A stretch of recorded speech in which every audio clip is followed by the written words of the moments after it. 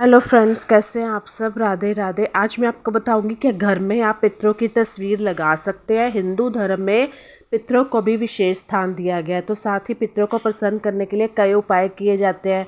कई लोग अपने घर में पितरों की तस्वीर भी लगाते हैं। तो ऐसे में जानते हैं कि क्या आप घर में पितरों की तस्वीर लगा सकते हैं, सही है लगाना, और इससे व्यक्ति को क्या परिणाम मिल सकते हैं।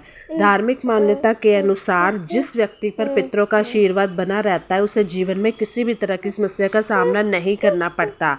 वहीं अगर पितर नाराज हो जाए तो कई तरह की दिक्कतें का भी सामना करना पड़ता है। तो ऐसे में अपने घर में पितरों की तस्वीर लगाते समय भी कई बातों का ध्यान रखना चाहिए, वरना व्यक्ति को इससे अशुभ परिणाम भी मिल सकते हैं।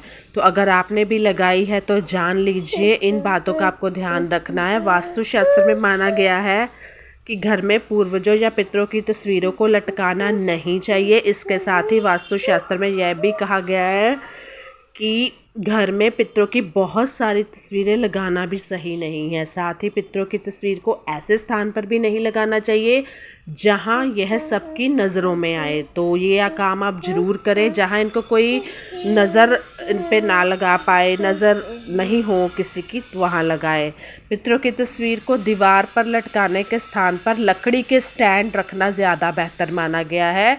साथ ही वास्तुशास्त्र में पितरों की तस्वीर लगाने के लिए उत्तर दिशा सही मानी गई है। तो क्योंकि दक्षिण दिशा को पितरों की दिशा माना गया है और उत्तर दिशा में तस्वीर लगाने से पितरों का मुख दक्षिण की तरफ रहता है, जिससे घर में सुख समृद्धि आती है। तो आज है नरसिंह द्वादशी 21 मार्च को। इस दिन आपको भगवान विष्णु के रौद्र रूप यानी कि भगवान की पूजा होती है। ऐसा कहा जाता है कि नरसिंह द्वादशी वह दिन है जब भगवान नरसिंह का आशीर्वाद विशेष रूप से शक्तिशाली होता है। ऐसे में जो लोग शक्तिशाली होता है तो ऐसे में जो लोग करना चाहते हैं कृपा प्राप्त करना चाहते हैं तो उन्हें इस दिन का उपवास करना चाहिए। अगर जरूर करना चाहिए। उपवास नहीं कर सकते तो आज उनकी पूजा अर्चना जरूर करें। आशीर्वाद प्राप्त कर सकते हैं। नरसिंह द्वादशी भगवान विष्णु का अवतार है, जो भगवान विष्णु का अवतार नरसिंह को समर्पित है।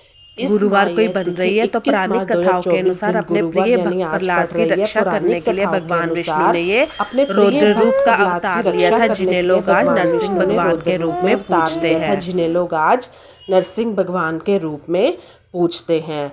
तो तो ऐसा कहा भी जाता है कि जितना ही उनका स्वरूप रौद्र है वह हृदय से उतने ही दयालु है। तो आइए इस खास दिन पर उन्हें प्रसन्न करने के कुछ नियम जानते हैं। तो वो कौन से नियम है।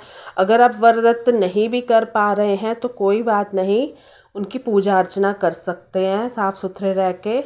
नरसिंह द्वादशी का धार्मिक महत्व तो है ही हिंदू धर्म में। इस दिन से जुड़ी एक कथा है कि बुराई पर अच्छाई की जीत का प्रतीक है। राक्षस राजा हिरण्यकशिप से अपने भक्तों की रक्षा करने के लिए भगवान नरसिंह ने पृथ्वी पर अवतार लिया। उस अदम राक्षस का वध करके उन्होंने पूरे संसार में फिर से शांति स्थापित की थी।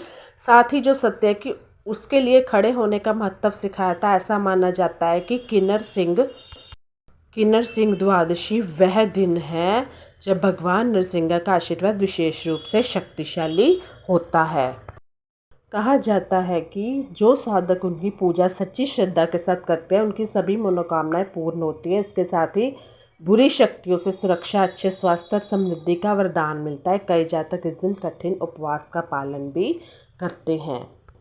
नरसिंह द्वादशी को आपने ऐसे पारण करना है। सुबह उठकर पवित्र स्नान करें, अपने मंदिर घर को साफ करें, एक वेदी पर नरसिंह भगवान की प्रतिमा स्थापित कर उनका विधि पूर्वक अभिषेक करें, गोपी चंदन का तिलक लगाएं, पूजा अर्चना जरूर आप करें, पीले फूलों की माला अर्पित करें, पीले फूल मिठाई का भोग लगाएं, उन्हें वैदिक मंत्रों का जाप करें, आरती से अपनी पूजा को पूर्ण करें। अगले दिन विधि अनुसार पूजा करके प्रसाद से अपने व्रत का पारण करें। तो कैसी लगी मेरी वीडियो मुझे ज़रूर बताइएगा। Bye bye, take.